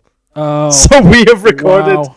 the last time we recorded an episode was when she put out the fucking single, and now we're recording another episode when she fucking finished the album, putting the album out. Wow. So we definitely need to do more of, if we can't meet up in person, at least try and record separately. yeah, That worked really well. I wanna like I was thinking about doing once a month, but I might try and do at least once a month, and if we can get a second episode out in a month. Well, what we could do is we can record them in bulk, like what we did with the first one, where we just like did the first 2 episodes. Getting a lot of behind the scenes action on how we're starting our show. Oh, and another thing I need to fucking do, and I say this on the Brooks and Zach all the fucking time, but now I have more of a reason to do it. I am long overdue of putting like an ad on my channel for 100 years, Grateful Dad, and now this show, because like I have a lot of subscribers and I get like it's weird. I've been getting like I get like a new subscriber every day, so So I'm at like 322 now. Jesus. I'm not bragging. It's very odd. No, I don't know why they're subscribing. Like the last thing I put out was like a music video for Tyler, and that was like months ago. Which, by the way, I'd like to say, JB Yaskovich has a lot of things coming out in the year 2017. They are just taking a very long time because there's a lot. Hold on, let me go to my channel real quick and see how many I have. I have 171. Oh, there we go. So that's as someone whose last video was put out 5 months ago, and originally was doing like music top tens, and then changed it so that we were doing the music and movies stuff. And I'll probably just go on again and be like, hey guys, so I'm doing a podcast. Probably gonna focus on that for a while before I do another review. But well, before we go, we did our recommendations. How about we give a negative recommendation for a certain movie we saw recently? Oh, fuck. That is probably out of theaters by now, but let's talk about it. Yeah, anyway. it's probably out by now. Well, first of all, I want to say real quick, a recent movie I saw that I wasn't a real huge big fan was the new Pirates movie. Why did you see that? Because I was, where you're like, I need to see the justification of why he needed this money for his divorce. I was off one day. I unexpectedly got off of work, and I came in and I was like, well, I'm here. I'll just see a movie. I was like, what's playing? I was going to see Captain Underpants because I read those books as a kid. Oh, yeah. And I was like, I want to see if this movie's good. Although it does have Kevin Hart in it, and I'm like, oof. I don't like him either. I don't think he's Hart, funny. And I don't really care for Nick Kroll that much, and he's the villain in it. Yeah. I would take Nick Kroll over Kevin Hart. Yeah, same. But I ended up seeing Pirates, and I was like, I'm not gonna enjoy this, but I'll see it anyway. And it was not the worst Pirates movie. The worst Pirates movie is definitely number 4. Is that the one with what's her name? Yeah. Penelope Cruz? Yes. Yeah, the one with the mermaids? Yeah. My mom loves that one. My mom loves every single Pirates of the Caribbean movie. She thinks every single one's great. Do you know that Johnny Depp was nominated for an Oscar for Captain Jack Sparrow and Black Pearl? Isn't that fucking crazy? The first one's good. The first one's actually like a good movie. I want to go back and rewatch it because I really enjoyed it when I was a kid, and I really enjoyed it as I got older. And I don't like the second one. Yeah, the second one I wasn't a fan of. Was it the third one where he's like dead or whatever? The third one is the one that's kind of like very like bizarre, and it's like it's got him in Davy Jones' locker. Yeah. It's like a fucking acid trip. Yeah, like almost Lynchian. He's like making out with a goat. He licks a rock and shit like that. Yeah, it's a very weird movie. The third and the rocks turn into crabs. Yeah, it's a weird movie. I like it more than the second one. It's still not. I wouldn't say it's a good movie. No, they all are like. I just feel like that came out in the time when a lot of 3s were coming out. Like I think Shrek the Third came out at the same time. Spider-Man 3 came out, and then Pirates 3 came out. Yeah, and it definitely wasn't the worst, but I don't think it was the best either. And I like Spider-Man 3. Like, fuck whatever someone says. Like, the Sam Raimi it's better. Spider-Mans were good. It's better than any of the newer Spider-Man movies I've seen. Well, I've got high hopes for the new one. For Homecoming, I hear it's good. I liked that guy Tom Holland. Yeah, I don't know his name. My question is: are they now done rebooting Spider-Man? Let's fucking hope to God. Because it's like taking us like 3 fucking tries. And this one's going to have Michael Keaton in it. So I'm like, fuck yes. Yeah, Bring Michael Keaton back. So he was first a Batman, then he portrayed a Birdman, now he's an actual Birdman. Do you want to know my theory on it? What? Michael Keaton plays like a fictitious version of himself in Birdman. Yeah. Former superhero who is now trying to be a serious actor. And while he's a good actor, and he always has been a good actor, even when he was doing stupid comedy shit, he was very good in that. And at the end, spoilers, he flies out the window. You've seen Birdman? Yeah, right? I've seen that. So he flies out the window. Yeah, and then it leads to the events of Spider-Man: Homecoming. Oh, so you think Vulture. You think when he flies out, it's kind of like definitely think because like it's weird. All right, so yeah, spoilers. It's weird because like he jumps out and then like it's Emma Stone, right? And she like looks up. and it's like implying is he flying away or something. So you think I wholeheartedly believe that Birdman is the prequel to, rather than like some artsy like was it death or like was he living or whatever. It was like he's becoming the Vulture. Wholeheartedly, Josh. Wow. I believe that Birdman was the prequel. You really to hate Spider-Man. Alejandro. No, Guerrero. I fucking love Birdman. Birdman is great. That I like that movie. It totally deserved Best No, Picture and not Boyhood, which was just okay. No, I definitely think Birdman was an excellent movie. I think Eddie Redmayne deserved his Oscar for playing a man with ALS. Yeah, Stephen Hawking. Yeah, is that what he had? Yeah. I never saw that Theory Lou of Everything. Gehrig / ALS. He's excellent in it. Oh, is it really and his good? wife is played by oh god, what do you call her? David Bowie. She was in Rogue One. Oh, fucking what's her face? Yeah. The lady from Rogue One who gives like a really underwhelming performance in Rogue One, but is good. And then like a really shitty like speech. Yeah, I forget her name off the top of my head. I like her. She's a good actress. Like I've seen her in, she's good in Theory of Everything, as is Eddie Redmayne. And she was also in a movie called When a Monster Calls. Sorry. Yeah, that's got a Liam Neeson as the monster, and right? For some reason, Sigourney Weaver in an English accent. I hear that movie's really sad and really good. It is excellent. I heard that it came out last year, but it was shown at my theater this year. So I was going to say it was one of the best movies of 2017, but I found out it was from 2016. So I was like, I want to see that. It is. Josh, I was weeping in the theater. You told me you cried. Oh, fucking... And that's got her as well, the girl from Rogue One. Yeah. And she's excellent in it because she portrays a real person. You know what? Not a fucking, like, angsty orphan. You know what made me cry? Alien Covenant and how fucking garbage it was. Yeah, that's what we want to talk about. If you like Alien movies, like the Ridley Scott Alien movies, you probably like Aliens, excuse me. Yeah. Maybe you might like Alien 3. Alien 3, maybe. Some people probably not Alien Resurrection. No, that's just a fun goof. I still think it was better than Alien 3. I don't. I know you don't, but it just feels like the one that doesn't fit. It's like the fucking like. They're like what? That's like Alien Resurrection for like movies like Nightmare on Elm Street and like Friday the 13th. Like I'm not gonna say like those. You know what it is? It's the Halloween 3. Yeah, it's not like. Although Halloween 3, I would say like if you don't count it as like Michael Myers. Well, no. That's exactly the point. Like if you wouldn't count Alien Resurrection as an Alien movie, it would be passable. But when it's got Alien attached to it, you're like, what the fuck is this? Oh yeah, anything. But to what I was saying, like, and I'm not gonna say like fucking these movies were like art house films or anything or like amazing, but like the first like Friday 13th and the first like Nightmare on Elm Street, they're like kind of like taking it serious. They're like, all right, let's say like the things that are happening are like actually happening to these people.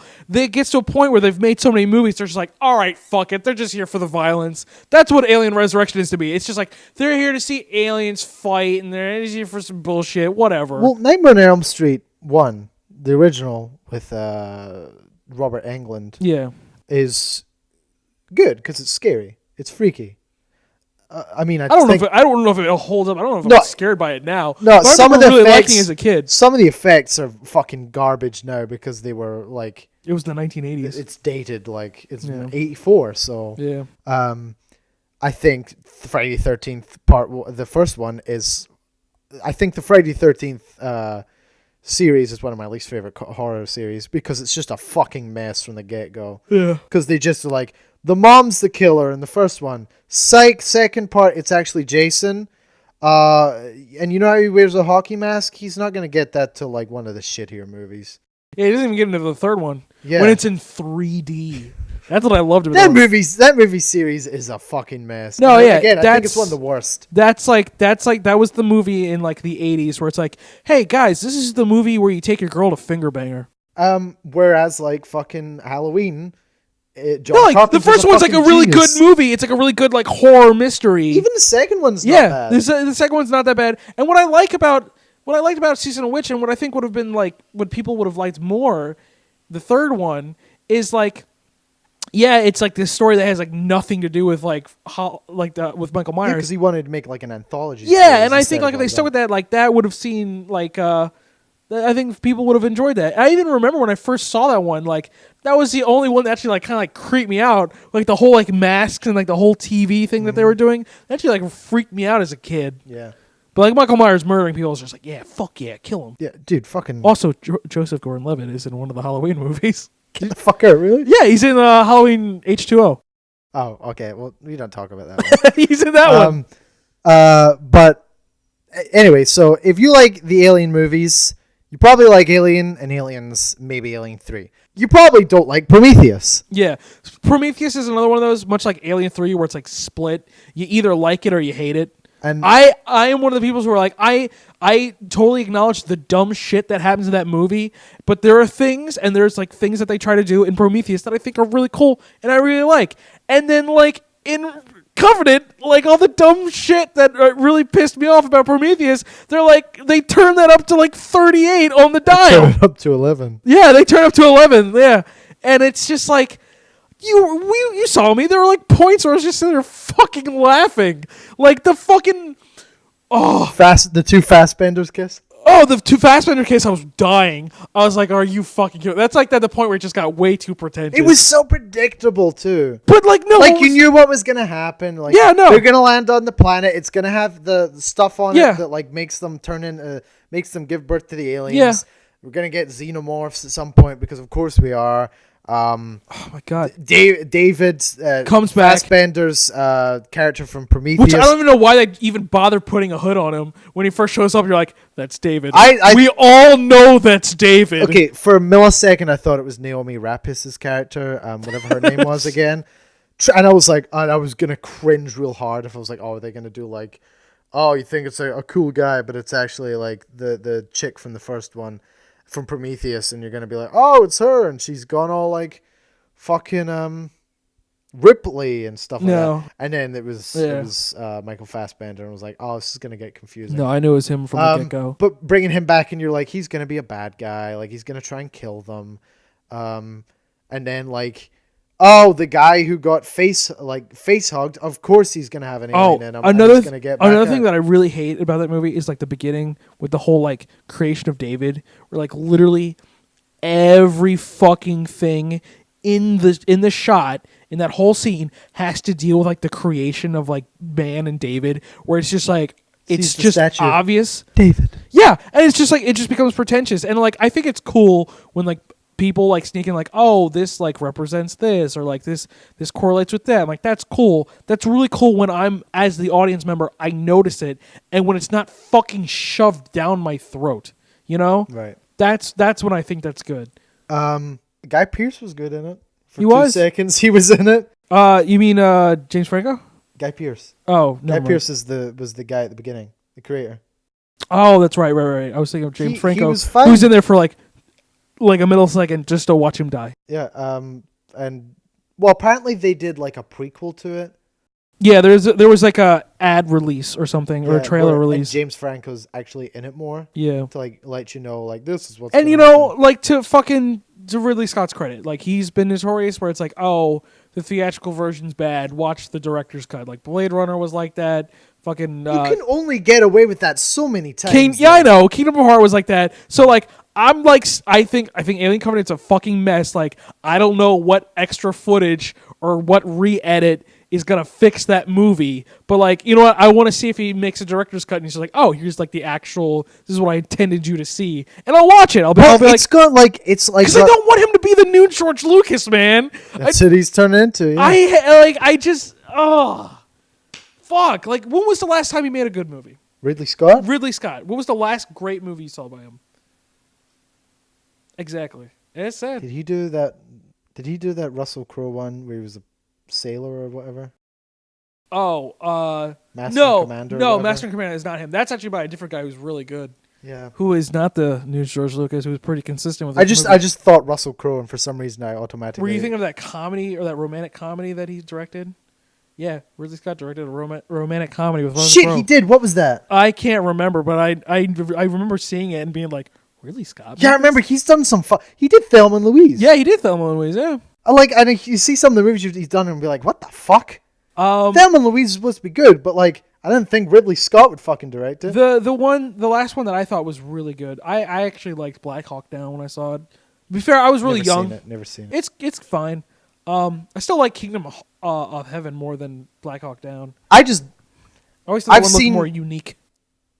4 Ridley Scott movies, 5, sorry, that I've seen right now. Alien, Blade Runner, Gladiator, Prometheus, and I like Gladiator. You don't like Gladiator. I don't like Gladiator. I like it. What's the other one? The one we just saw, fucking Alien Covenant. Yeah. And I like 2 of them. Blade Runner and Alien. That's about it. That's it. And to me, I'm not gonna hold that against you. To me, he's got. Oh, did you ever see The Martian? That was Ridley Scott. All right. So yes and no. Someone else directed most of it, and he came in like in the later half, and I thought it was okay. Everybody loved it. I just thought it was all right. How was Matt Damon in it? He's good. He does a pretty good performance in it. My problem with the movie is like a lot of people aren't really relatable, and I kind of like don't care for anyone, whoever like lives or dies. Like there's just like they commit so hard to like they're the smart people, and they're like here's all their lingo that they say and what they would actually say, and I think that's cool. Like I like movies that are very grounded, but like I just don't care for like anybody. It was based on a book, wasn't it? It was. I'd be curious to read the book, which was written by a scientist, like an actual bio. So I would be interested to read that. Yeah. I don't know if that's like fuck. There was a George Clooney movie that was dealing with Solaris. Yeah, that's apparently the book. It's a remake of an original movie called Solaris, which is much better than that one. Oh shit! I thought it was a book. Oh no, it is a book. Okay, well it's apparently the book a is Russian like, film, and then the remake. Apparently the book is I believe. like really science jargony and like hard to read, but still good, I think. But like the movie's just the George Clooney movie's just a mess. Yeah. And I wonder if the Martian book is actually a lot better than the movie. To go back to what we were saying, which movie he did, the romantic comedy, it is a good year, and nobody likes it. I'm sure. Like to me, Ridley Scott. This is what I think of Ridley Scott. He essentially owns 2 of the greatest science fiction movies ever made, Alien and Blade Runner. But that's all he does, and he shouldn't own the rights to them anymore. I think he should give them up because I honestly, I don't like his attitude as a person. I think he's way too fucking full of his own shit. And I think he really needs to just say, you know what, I made these movies and I think someone else can do them better. And I'm really excited for 2049. Yeah, I was just about to bring that up. I'm very cautiously optimistic. The only thing that puts me off is I just saw a commercial for it when I think I saw Wonder Woman, and I saw Jared Leto was in it. I was like, oh, Jesus. Oh, no. No, Jared Leto, you know what? Everyone's like giving him shit for Suicide Squad, and yeah, that movie's garbage. Jared Leto can be a really good actor. Fucking Dallas Buyers Club, he is fucking great in that movie. But the same thing is, he is what, like, and I spoke to Liam about this, and you know Liam, like, hates him. Yeah. But, like, he is one of the actors out there that are the epitome of what is wrong with method acting. I'll agree. Yeah. Method acting is much more than just staying in character and shit like that. Like Brando did like a sort of method where he didn't learn his lines so that when he spoke his lines, they felt more natural. And that's like a method. He also was just a giant cock. Yeah. So he just like played it up and was just a fucking tit. I'm just looking. What's his name? Daniel Day-Lewis is also a method actor in that he stays in character. And as much as I do, who's like also retiring. Is he? Yeah. Oh, awesome! Now everyone can win an Oscar. What? Oh, would you not like Daniel Day-Lewis? No, I think he's an incredibly talented actor. Yeah, no. Every time I see he does a movie, I'm like, fuck, we know who's going to win the Oscar. Which really pisses me off because like he's done like 10 movies, and now he's just like, I'm done. Well, he's done like a decent amount of movies, but he's won like 3 Oscars. Yeah, the last My Left Foot, There Will Be Blood, and Lincoln. Yeah. He's also been nominated he was one for Gangs in New York. Another one where he played like, I don't know what it was. I can't remember off the top of my head. And he's an excellent actor. He really is. No, he's absolutely an excellent great. actor.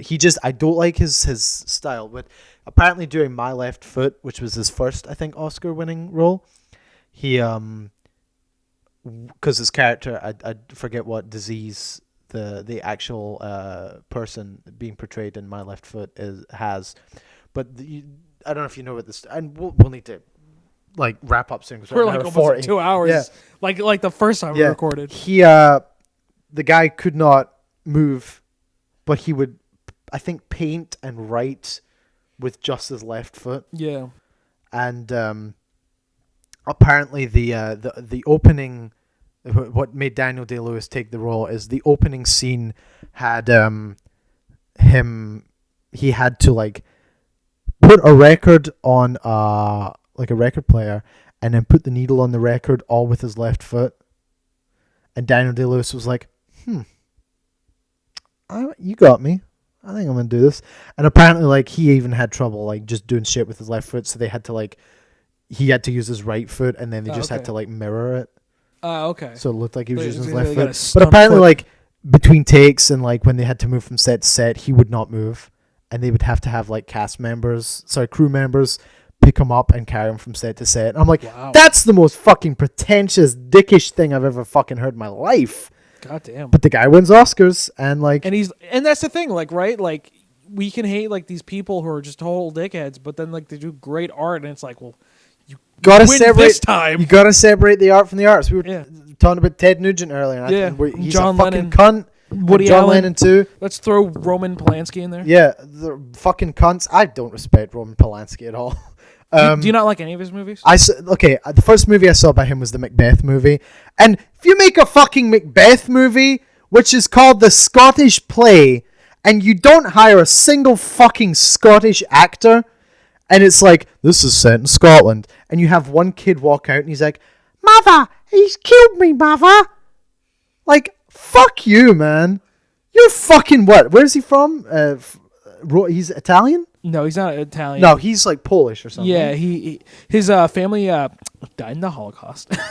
Oh, well, now I feel like a dick. But he's also a dick. No, fucking like he survived the Holocaust, and his wife, or like a longtime girlfriend, Sharon Tate, was murdered by the Manson family. Yeah, so he had a shitty life. And then he raped a girl. He also raped a girl, yeah.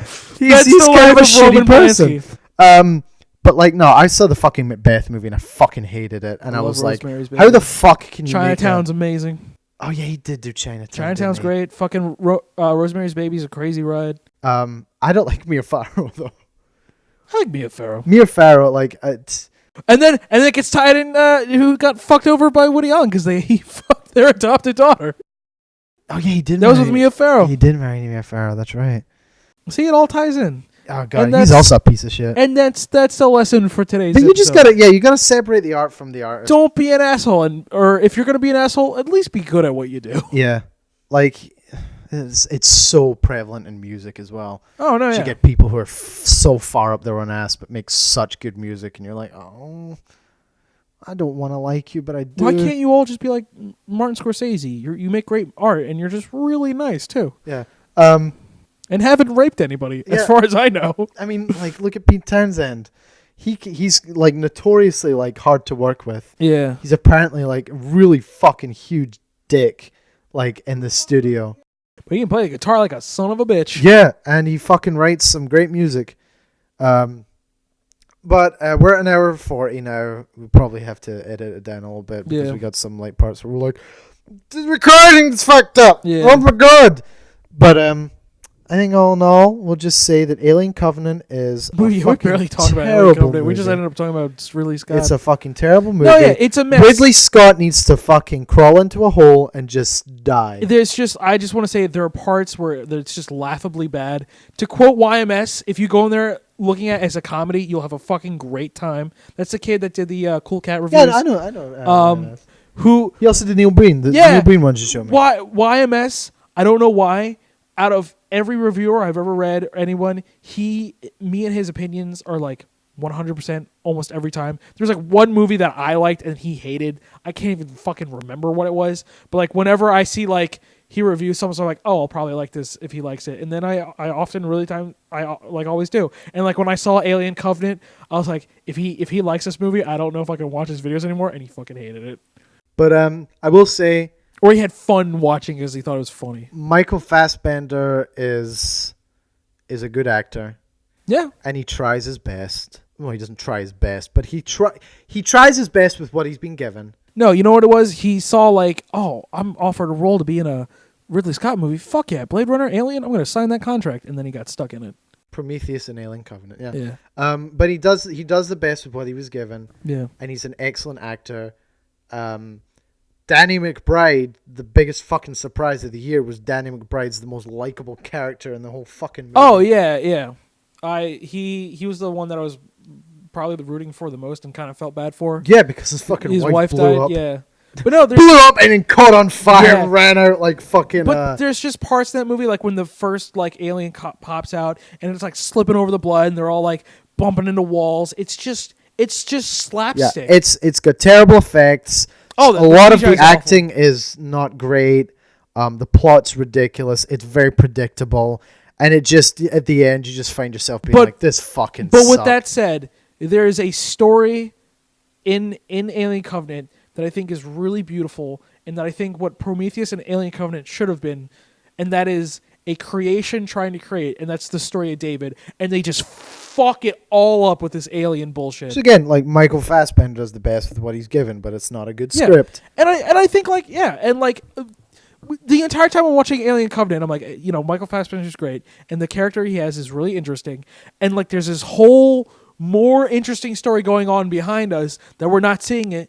And that's him like destroying the engineer planet and like trying to create something, and we see like very little of that. And I thought that was like something interesting that they could have like ran with. But if if they had played him as the good guy, like not as the villain, like I'm going to make monsters here. Yeah, I think if he was played as like as a good guy who's trying to create, and he just made like something that fucking terrible. He is portrayed sympathetic. If he was like portrayed sympathetically, portrayed sympathetically, and shown that in his delusion he has good intentions, but no, they don't. They just make him a fucking psychopath. He's the bad guy, a fucking machine that is emotional. They make him in Hal.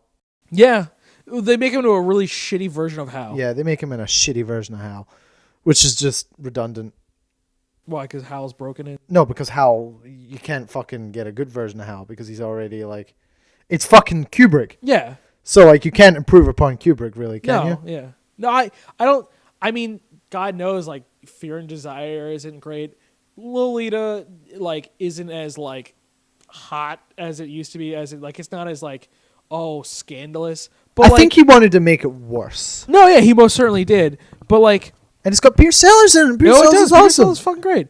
But like I'd say like if we're talking Kubrick, like from like 2001 to Eyes Wide Shut, like those are just masterpieces. Yeah, untouchable masterpieces. Incredible that Stanley Kubrick directed a good Tom Cruise movie. Yeah, right. That's like a great. So like, isn't that what? Don't people say that a lot of it like they think is like to do with Scientology? So who? And we'll wrap this up quick because all right. So we're nearly 2 hours. Last thing we should say is about Eyes Wide Shut. Okay, so there's one theory that I've heard, and this is from my friend Hooper, who was like, all right, my theory is that like fucking Eyes Wide Shut was a movie that Stanley Kubrick made just to show how fake Tom Cruise and Nicole Kidman's marriages, and he wanted to take Tom Cruise away from Scientology. And then if you go into the movie going clear, fucking the church was freaking the fuck out because Tom Cruise was their boy, and they couldn't get a hold of him for the entire shooting of Eyes Wide Shut. And supposedly during Eyes Wide Shut, Kubrick was talking to him, and he was like, yeah, maybe you should leave the church because it seems like they're doing crazy things. And Tom Cruise was like, yeah, maybe you're right. And then the church grabbed him back. Jeez. And and on that note, Scientology's a fake fucking note. Yeah. We'll just say that maybe we'll keep it like a decent length, but I'll try and edit this down. And you can get 2 episodes out of this, man.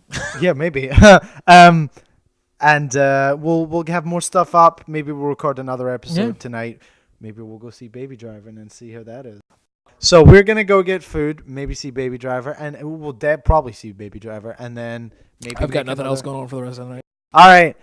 Thank you for listening, guys. Josh, what's your plug stuff. Oh, you can find me on YouTube as just JB Askovich. I know that's really hard to spell. YASKOVICH. I use Instagram for almost everything when it comes to social media, which is just Dr. Goomba. Doctor spelled out and Goomba as in like the Mario creature. I'm at Barrett Films on Twitter. I deleted my Twitter app, not the account. I still have the account, just the app, because I was trying to make some space. I was like, I don't remember the last time I used Twitter. Might get it again. Who knows? I can't really think of anything else. Oh, 100 Years. I'm on that. Grateful Dad. I do that as well. I have a lot of things coming out. I'm just really, really fucking busy. Yeah, and for those of you who might hear that wrong, it's Grateful Dad, D-A-D, not not Dead. Grateful Dead. He is not with Jerry Garcia or Phil Lesh unfortunately, and the one guy that no one cares about. Bill Paxton. That's not nice. He's dead. No. Anyway, I'm on YouTube as Scotsman Music and Movies, or Movies and Music. I need to double check. Scotsman Music and Movies on YouTube. I'll try and upload these videos on there as well. And check out Brooks and Zach 100 Years. They said they would upload a couple of our episodes for us. And with that, have a good night, guys, and we'll see you next time. Bye-bye. Bye.